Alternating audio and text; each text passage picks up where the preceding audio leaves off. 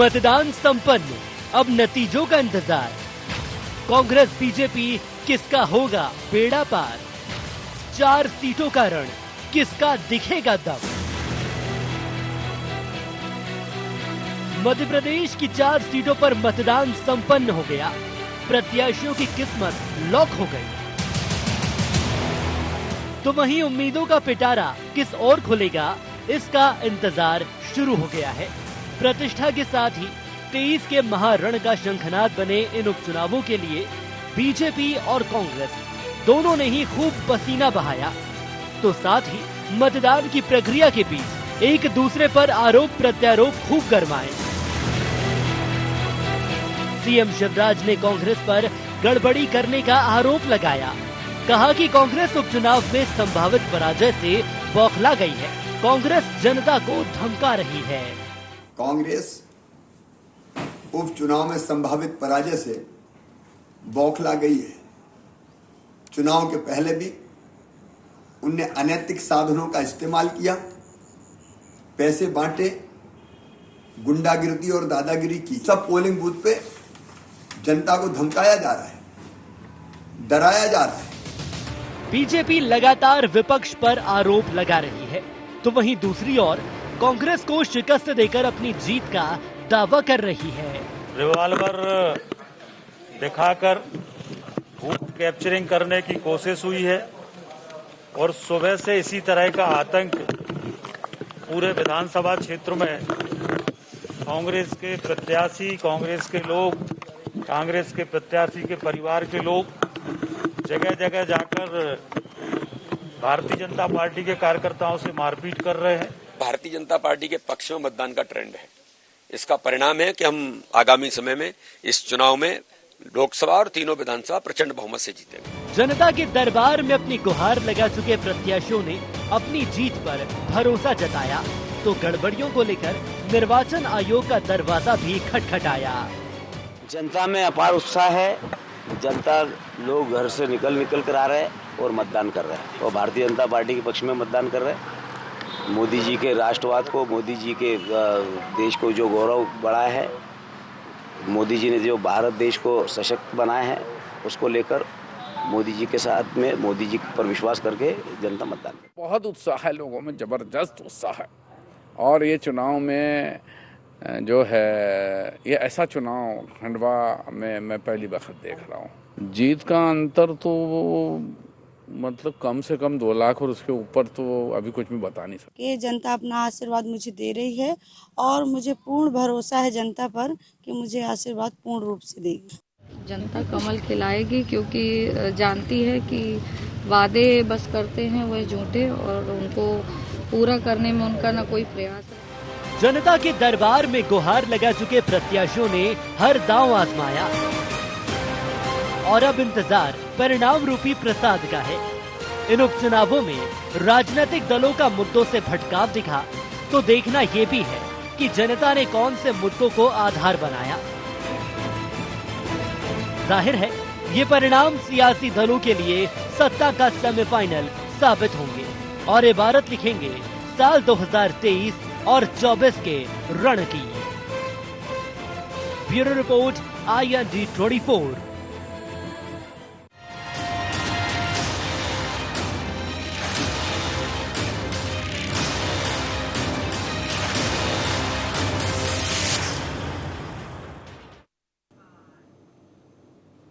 नमस्कार, IND agenda में आपका स्वागत है। मैं हूं आपके साथ नाज़नीन नकवी। तो मतदान संपन्न हो गया है, नतीजों का इंतजार शुरू हो गया है, पूजा अरदास और सारे प्रयास किए गए हैं और साथ ही साथ जनता से जुड़ने की जो कोशिश की गई वो किसके पक्ष में रंग लाएगी, इसका अब इंतजार शुरू हो गया है। तो सवाल ये भी है कि 2 नवंबर को नतीजे आने हैं, किसकी दिवाली होगी और किसका दिवाला निकलेगा, इस पर तो नजर रहेगी ही, लेकिन मतदान को लेकर और साथ ही साथ शिकायतों का, आरोप प्रत्यारोपों का जो दौर चला है उसे समझने की कोशिश करेंगे। पहले नजर एजेंडा पॉइंट्स पर। सियासी अदावत पर क्या होगा सूबे की अदालत का फैसला? उपचुनाव के परिणामों का क्या होगा सियासत पर असर? क्या उपचुनाव की नब्ज बताएगी सियासत का हाल? और क्या उपचुनाव के परिणाम लिखेंगे आगामी विधानसभा चुनावों की परिणति? जी हां, सवाल ये इसलिए क्योंकि ये माना जा रहा है कि 23 के महारण का शंखनाद हो चुका है। अगर बात की जाए तो अलग अलग राज्यों में आज जिस तरह से उपचुनाव हुए हैं, एमपी की खासतौर से बात इसलिए की जा रही है क्योंकि यहां पर लगातार सियासत को लेकर घमासान 2018 के बाद से देखा जा रहा है। कांग्रेस लगातार आरोप लगा रही है और बीजेपी विकास की बात कर रही है, लेकिन विकास का जो आशीर्वाद रूपी परिणाम है वो बीजेपी को मिलने वाला है या फिर जिस तरीके से जनता की नाराजगी की बात कांग्रेस कर रही है उसके पक्ष में परिणाम जाएंगे, ये समझते हैं। हमारे साथ मेहमान जुड़ गए हैं, सबसे पहले परिचय करा देती हूं। वरिष्ठ पत्रकार हमारे साथ जुड़ रहे हैं प्रकाश हिंदुस्तानी जी, बहुत स्वागत है सर आपका। हमारे साथ राजपाल जी जुड़ रहे हैं, प्रवक्ता हैं बीजेपी से, बहुत स्वागत है। और साथ ही अजय जी हमारे साथ जुड़ रहे हैं, उपाध्यक्ष एमपी कांग्रेस के, बहुत स्वागत है सर आपका। पहला सवाल सर प्रकाश सर आपसे लेना चाहूंगी मैं। एक तो ये सवाल कि दिवाली किसकी होगी, दिवाला किसका होगा, और दूसरा अगर हम देखें आज का जो वोटिंग परसेंटेज रहा है, अक्सर जिस तरीके से बात की गई, दिन में भी हमने खूब सुना वोटिंग परसेंटेज को लेकर कांग्रेस बीजेपी के अपने अपने दावे थे, लेकिन क्या ये कहा जाए कि ये उपचुनाव जो था कुछ आम चुनावों जैसा इसमें जो जोर आजमाइश दिखी है, क्या आप भी इत्तेफाक रखते हैं? जी हाँ नाज़रीन, मैं इत्तेफाक रखता हूँ। जिस तरह से मतदाताओं ने वोट का उत्साह दिखाया वोटिंग में जी, ये बड़ी दिलचस्प बात है और लगता है कि मतदाता इस चुनाव में कोई फैसला लेना चाहते हैं। और दिलचस्प ये भी है देखना कि क्या कांग्रेस को कामयाबी मिल पाती है या नहीं मिल पाती। बीजेपी ने हमेशा की तरह यहाँ पूरा जोर लगा दिया और कांग्रेस यहाँ आक्रामक रही है सभी सीटों पर, चारों सीटों पर। तो ये देखने वाली बात होगी कि नतीजा किसके पक्ष में जाता है। नाज़नीन जी, बिल्कुल आपने ठीक कहा कि जोर आजमाइश दिखी है, खास तौर से अगर देखा जाए तो आरोप प्रत्यारोप भी खूब दिखे हैं, निर्वाचन आयोग में शिकायतें भी खूब हुई हैं। और अजय जी अगर देखा जाए तो बीजेपी और खास तौर से मुख्यमंत्री ये कह रहे थे कि पूरे तरीके से प्लानिंग की गई है कांग्रेस की तरफ से, जनता को धमकाया गया है। देखिए नाज़नीन जी, जब मुख्यमंत्री बोल रहे हैं कि जनता को धमकाया गया है, तो जनता को धमकाने वाले के ऊपर मुख्यमंत्री जी का प्रशासन है, पूरा प्रशासन है, वो क्यों नहीं कार्रवाई करवा रहे थे उनके ऊपर? पहली चीज तो मैं आपको बतला दूं कि चुनाव ऐसे गलत वक्त करवाए गए हैं बड़ी प्लानिंग के साथ, जब किसान कटाई में बिजी था, व्यापारी व्यापार व्यवसाय में बिजी था, गृहिणी अपने कार्य में थे, विद्यार्थी अपने एडमिशन के प्रोसेस में लगा हुआ था, सारी तरह के लोग अपने अपने काम में व्यस्त थे। ऐसे वक्त चुनाव करवा कर बड़ी प्लानिंग से उन्होंने किया है। और जहां तक मुख्यमंत्री जी ये धमकाने का आरोप लगा रहे, कांग्रेस जनता के साथ है, जनता के साथ हमेशा रही है और जनता के विश्वास को जीतना कांग्रेस का काम है। प्रशासन द्वारा किसी को धमकाना, व्यापारियों को धमकाना, ये तो कांग्रेस का प्रशासन और कांग्रेस के नेता लोग कर रहे हैं।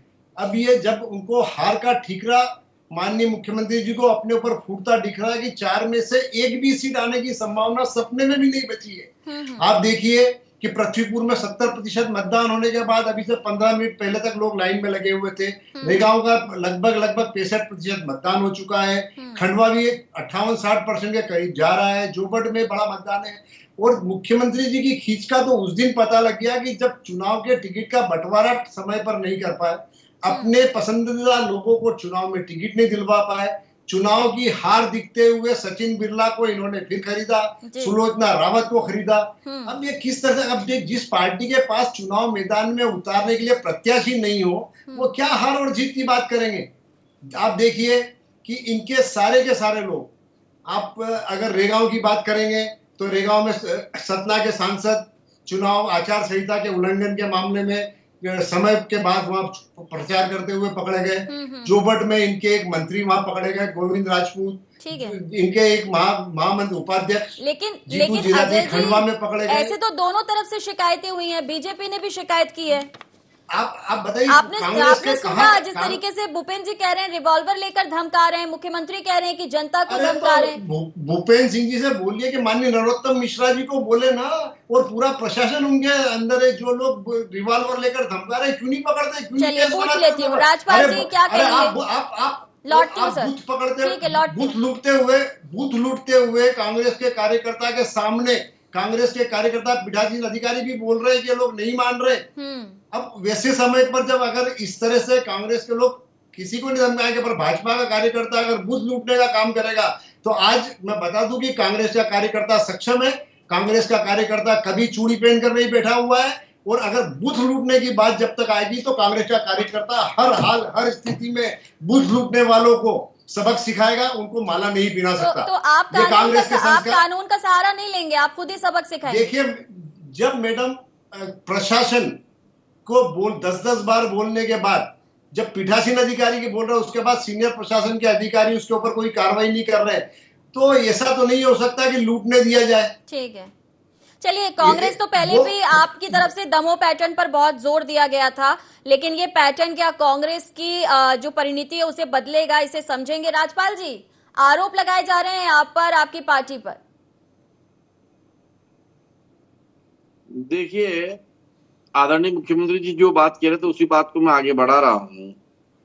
अभी माननीय मुख्यमंत्री जी ये बात कह रहे थे कि कांग्रेस अपनी हार की संभावित हार के परिणाम से बौखला कर इस प्रकार की हरकतें करना कांग्रेस ने 3 बजे बाद शुरू करा। आज 3 बजे तक सब कुछ सामान्य चल रहा था।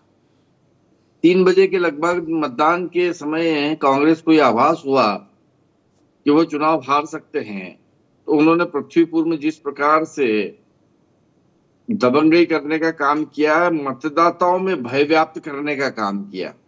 मतदान केंद्र क्रमांक 111, 55, 56, 57, 58 ये मतदान केंद्र के नाम बता रहा हूं मैं पृथ्वीपुर के।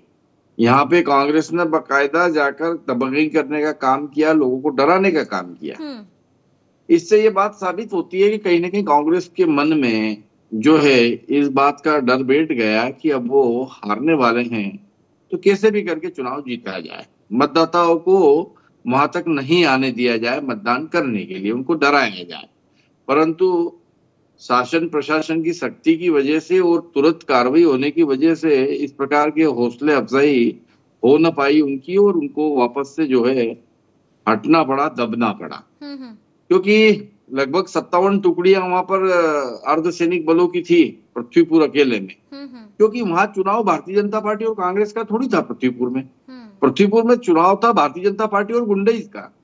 गुंडीज में वहां पे पनपा हुआ था बरसों से, एक व्यक्ति विशेष का, एक परिवार विशेष का वहां पर जो है दबदबा था, और उस दबदबे के बाद में वे वहां हर चुनाव में अपने हिसाब से परिणाम लाने का काम करने का काम करते थे अपनी दबंगई के आधार पे। उसको हमने भेदने का काम किया हमारे संगठन की ताकत। चलिए राजपाल जी, दोनों तरफ से इस तरीके के आरोप प्रत्यारोप हैं, शिकायतें भी हुई हैं, लेकिन बावजूद उसके आपको क्या लग रहा है, चारों सीटें जीतने के जो दावे हैं वो कांग्रेस के भी कम नहीं है, वो भी ये कह रहे हैं कि आपको हार का मुंह देखना पड़ेगा। क्या लगता है, जैसा वोटिंग परसेंटेज है उसके बाद बीजेपी क्या उम्मीद कर रही? ये वोटिंग परसेंटेज जो हाई है पृथ्वीपुर का, ये वो पृथ्वीपुर में लोकल में लोग इतने प्रताड़ित थे कांग्रेस के पूर्व मंत्री जी और उनके लोगों से कि उसके खिलाफ ये वोटिंग जाने का काम हुआ है। आप देखेंगे 2 तारीख को आप हम फिर मिलेंगे, फिर चैनल पे बैठेंगे, इसी तरीके से बहस होगी और आप देखेंगे ये बात को मैं कह रहा हूँ।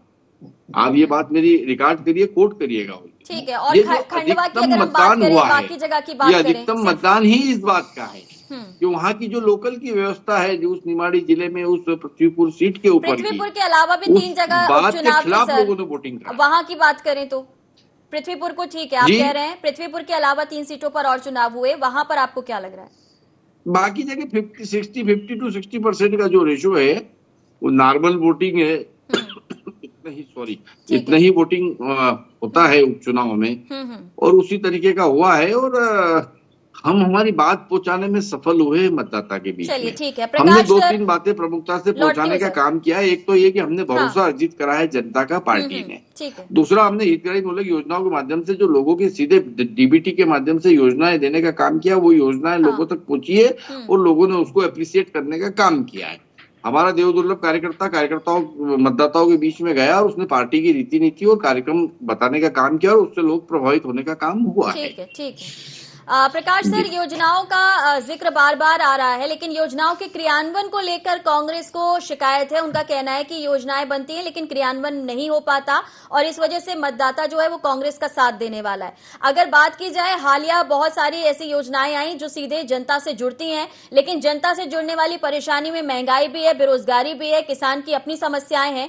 तो ऐसे में आपको क्या लगता है कि क्या यही मुद्दे हैं जो आधार बने होंगे मतदाता के मत का? क्योंकि बार बार जिक्र होता है राष्ट्रवाद का, बार बार जिक्र होता है हिंदुत्व का, बार बार जिक्र होता है मोदी जी की योजनाओं का, मोदी जी की सक्रियता का और उनके नाम का। तो ये उपचुनाव जो है, आपको क्या लगता है क्या पैमाना जनता ने तय किया होगा? नाजरीन जी, इस चुनाव में जो नतीजे लोगों को आए कि नतीजों से कोई सरकार बनने या हटने नहीं है, और यहाँ अधिकांश कारण रहेंगे स्थानीय। जो टिकट दिया गया है उन टिकटों पर, उन उम्मीदवारों की शक्ति पर बहुत कुछ निर्भर है। जैसे आप ये देखिए कि बीएसपी इस बार मैदान में नहीं है। हो सकता है बीएसपी के मैदान में नहीं होने से कांग्रेस को फायदा हो। ठीक है, ये भी हो सकता है कि जिस तरीके से जो लौटती हूँ प्रकाश सर, मैं आपसे जवाब लेती हूँ इस वक्त। अजय जी, मेरा यही सवाल आपसे भी है, क्या लगता है ये स्थानीय मुद्दे जो हैं उन्होंने काम किया होगा, जनता उन्हें समझेगी, या फिर आपको अगर लग रहा है कि महंगाई और बेरोजगारी है ये आपके फेवर में गई होगी? कांग्रेस को जनता का आशीर्वाद मिलना तय है, और नाजनीन जी, 1 नहीं, 2 नहीं, 3 नहीं, पूरी 4 सीटों पर मिलना है। अपने आप को बड़ी चरित्रवान और राष्ट्रवाद पार्टी कहने वाले लोग चुनाव में किस तरह की धांधलियां कर रहे थे कि कल इनका बागली में भाजपा का नेता भूपेंद्र 7 पेटी शराब के साथ पकड़ा गया और गाड़ी छुड़वाने के लिए थाने पर चला गया। और मैं तो आपको आज की बात बताता हूं, चुनाव आयोग को कांग्रेस ने शिकायत की है। पृथ्वीपुर के भाजपा के महामंत्री अशोक पांडे जी बोल रहे हैं कि चुनाव लड़ना हमें आता है, हमारे क्षेत्र में 70 गांव यादवों के सब लूट लिए जाएंगे। और अभी मेरे पास मुख्यमंत्री जी का फोन आया है। अब अभी कार्यकर्ता मुख्यमंत्री को रिपोर्ट नहीं कर रहे, मुख्यमंत्री उनको बता रहे कि चुनाव कैसे करना है, बूथ लूट लो, उस तरह की बात हो रही है।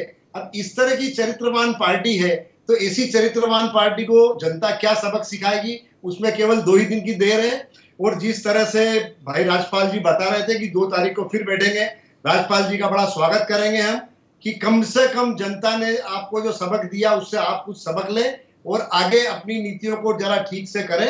राष्ट्रवाद और चरित्र की बातें अब भाजपा को करना बंद कर देना चाहिए।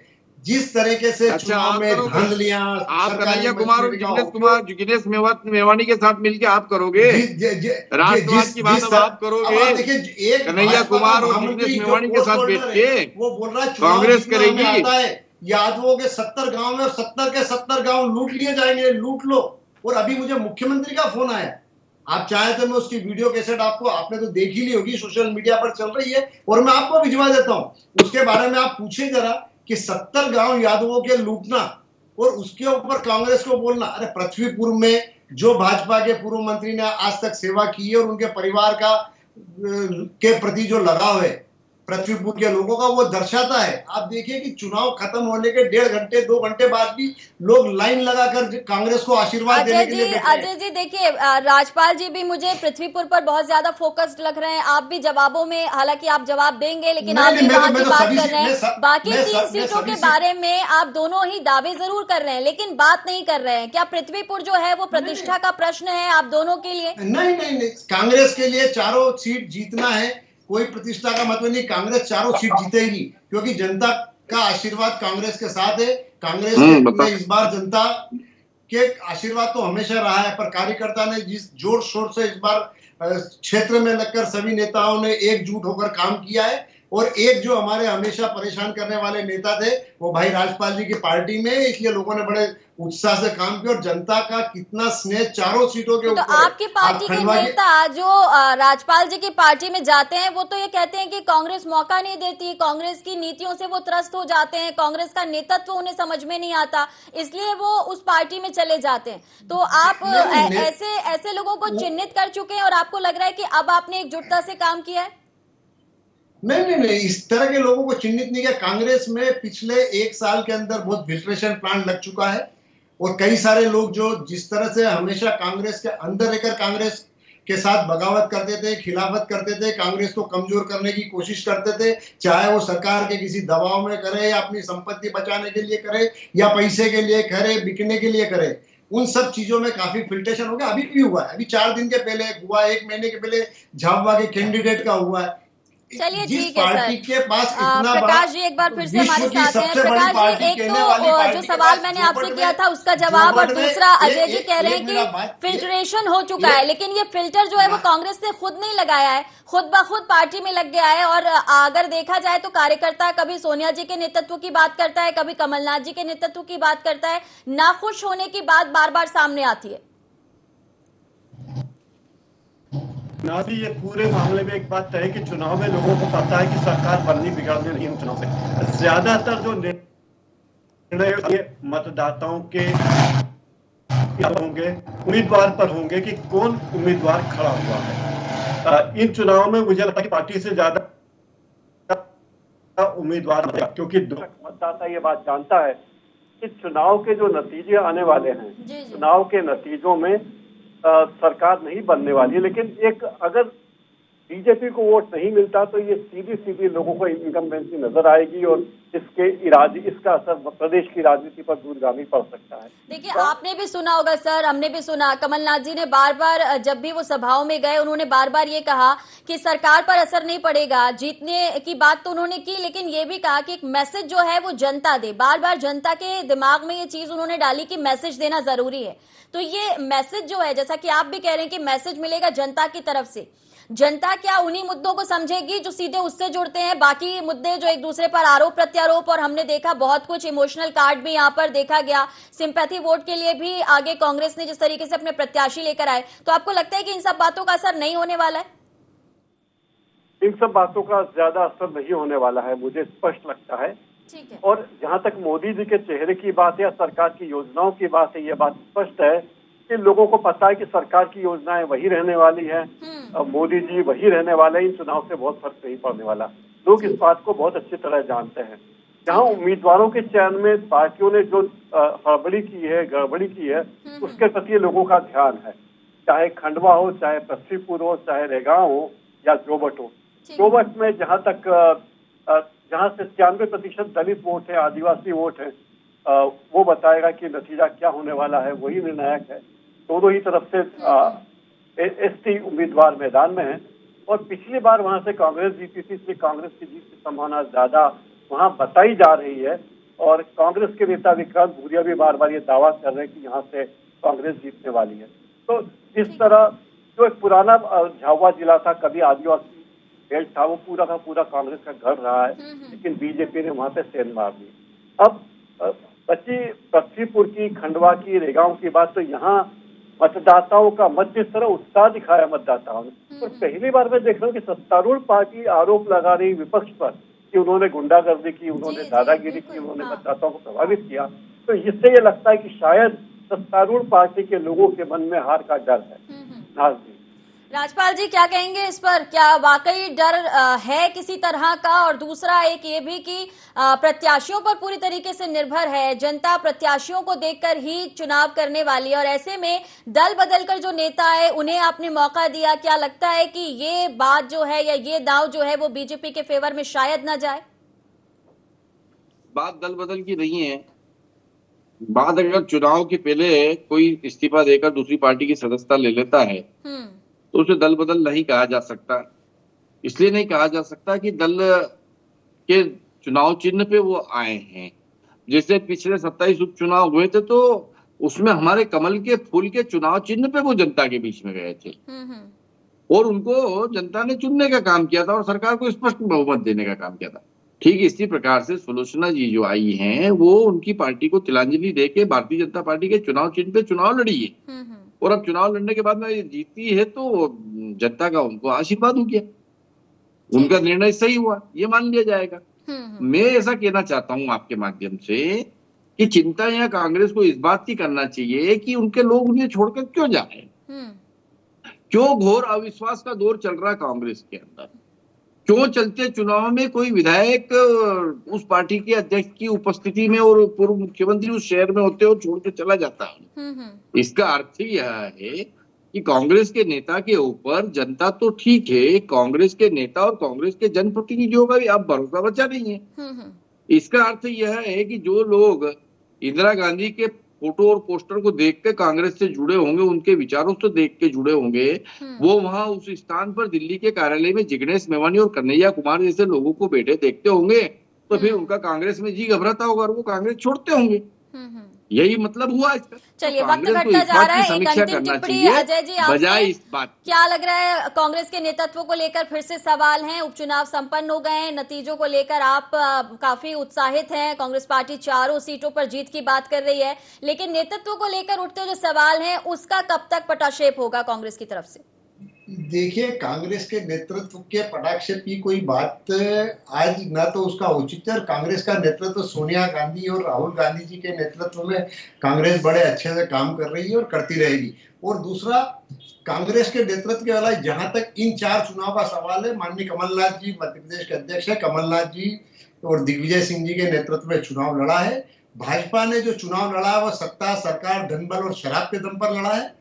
और भारतीय जनता पार्टी के सामने कांग्रेस के प्रत्याशियों ने जो चुनाव लड़ा है, जन आशीर्वाद के साथ चुनाव लड़ा है, कार्यकर्ताओं के साथ चुनाव लड़ा है। और जनता जिस तरह से परेशान है, उनकी पीड़ा दर्द को समझने का जो काम किया है, कोविड महामारी, चलिए बिल्कुल ठीक आपने, अब जनता ही तय करेगी कि उसे किसे आशीर्वाद देना है। तीनों का बहुत शुक्रिया। तो देखना होगा परिणामों में अब जनता ने किसे आशीर्वाद दिया और साथ ही साथ किसकी दिवाली जो है वो हैप्पी होने वाली है, क्योंकि लगातार अपनी अपनी जीत के दावों करने के बीच में अगर देखा जाए तो आरोप और प्रत्यारोप का दौर जो है वो दोनों तरफ से खूब गरमाया है। लेकिन देखना होगा कि खुशी आखिर किसकी झोली में जाएगी। फिलहाल इतना ही, दीजिए इजाजत, नमस्कार।